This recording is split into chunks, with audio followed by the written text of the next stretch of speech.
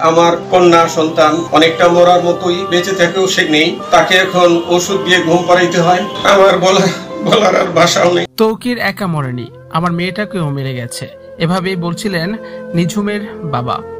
আল্লাহ তাআলা যেন এই অবস্থা থেকে পরিত্রাণের ফয়সালা দেন। তৌকিরের পর এবার মৃত্যু পথযাত্রী তার স্ত্রী নিঝুম। নিঝুমের বাবা মেয়ের এমন করুণ পরিণতি দেখতে পারছেন না। কেঁদে কেঁদে তিনি বলছেন, আমার মেয়েটা তৌকির মারা যাওয়ার পর মরার মতো বেঁচে আছে।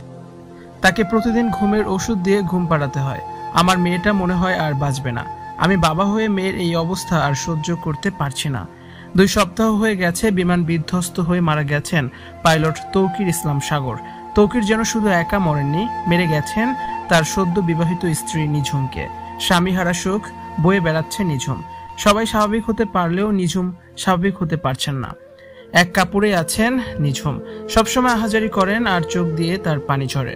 চিৎকার করে কান্না করেন সবসময়। মেয়েকে সান্ত্বনা দেওয়ার ভাষা জানা নেই বাবা মায়ের। এভাবে চলতে থাকলে মেয়েটা আর বাঁচবে না। যতক্ষণ ঘুমিয়ে থাকে ততক্ষণ তৌকিরকে সে ভুলে থাকতে পারে। মানসিক যন্ত্রণা থেকে মুক্তি দিতে প্রতিদিন তাকে ঘুমের ওষুধ দিয়ে ঘুম পাড়াতে হয়।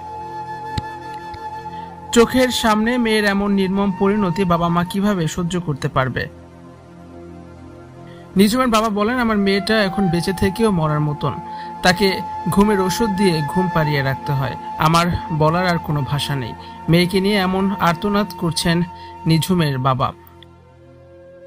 খোঁজ নিয়ে জানা যায় নিঝুম এখন 24 ঘন্টা থাকেন একই রুমে। সে কারোর সাথে কথা বলে না, শুধু তৌকিরের ছবি দেখে আর কাঁদে। ভিউয়ার্স, আপনার মতামতটি অবশ্যই কমেন্টস করে জানিয়ে দিন আর ভিডিওটি শেয়ার করার অনুরোধ রইল।